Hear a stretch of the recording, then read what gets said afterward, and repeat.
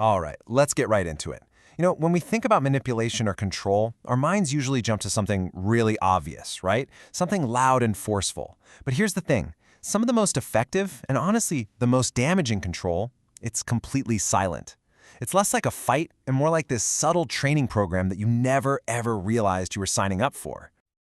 And that right there, that's the whole idea we're diving into. It's about those quiet power dynamics, the ones that can literally reshape who you are without a single argument, without one obvious command. And this is the absolute key. It's not about brute force, it's about conditioning. A really slow, methodical process, a pattern of rewards and punishments that trains how you react, what you feel, and in the end, your entire sense of self. So let's actually break down what this training looks like.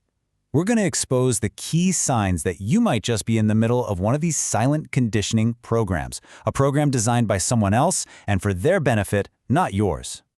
So what's so wild about silent conditioning is how it works. It preys on some of our most basic human needs. The need for validation, for connection, for just a little peace and quiet. And by carefully giving you those things and then taking them away, a manipulator can train you to act in ways that serve them. And the whole time, you're thinking it's your own idea. Okay, so every training program has to start somewhere, right? It starts with the basics. And in this case, the first step is to build a foundation of dependency, to make their approval feel like the most important thing in your entire world. And it all kicks off with this overwhelming wave of praise and affection. You might have heard of it as love bombing. At the beginning, everything you do is just perfect, it's amazing, the best they've ever seen. It feels absolutely incredible, of course, but it's not real. It's not genuine admiration. This is what we call dependency bait. The whole goal is to get your brain literally hooked on their validation. It becomes like a drug, and once you're hooked, well, that's when they can start cutting back the supply, making you chase that first high, and you'll do pretty much whatever it takes to get it back. So what happens when you do something they don't like? They don't yell, they don't argue. Nope. Instead, they pull out the most unsettling weapon in their arsenal. Cold, hard silence. A total withdrawal. The texts slow down, the affection just disappears, and all of a sudden there's this chilling distance between you. And you can probably guess what that does to you. That silence creates this void, and your brain just scrambles to fill it. You start replaying everything, every single conversation, trying to figure out, what did I do wrong? You end up apologizing just to get that connection back. Even if you did nothing wrong, you're taking responsibility for their feelings. And just like that, lesson number 2 in their program is complete. Okay, let's get into the next phase, which is all about keeping you off balance. Once that dependency is locked in, the manipulator starts to introduce confusion into the mix. Why? Because a person who's always confused, always questioning their own reality, well, they're a lot easier to control. And this, right here, shows it perfectly. There is one set of rules for them, and a totally different, way stricter set of rules for you. They're allowed to get angry, but if you show anger, you're being dramatic. They can talk to anyone they want, but if you do it, oh, you're crazy, you're insecure. This isn't just them being a hypocrite. No, this is a very deliberate tactic to make you feel like your reactions are always, always wrong. Now, right when you've finally had enough, you're done with the confusion, you're ready to leave, that's when they hit the reward reset button. All of a sudden, that amazing person from the very beginning, they're back. Loving, attentive, so sorry for everything. But listen, this isn't a sign they've changed. It's a calculated reset. It floods your brain with relief and hope, tricking you into staying and locking in something called a trauma bond. This next one is especially sneaky. Manipulators will often set up these little scenarios, these small, controlled situations just to test your reactions, to test your loyalty. They're basically gathering data on you.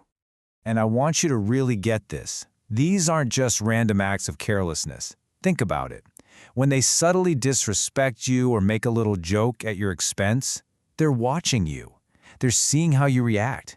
Do you get quiet? Do you stand up for yourself?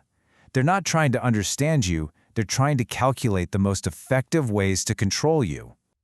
So, this brings us to the final, and honestly, the most devastating stage of this whole conditioning process. Because after being put through this endless cycle of praise, punishment, and confusion, the target starts to change in really fundamental ways. This is where the training pays off for them, and it ends in the complete erosion of your identity. So when you finally get the courage to confront them, to say, hey, this isn't okay, they pull the guilt switch. They are absolute masters at flipping the script. Your valid concerns are twisted and reframed as you attacking them.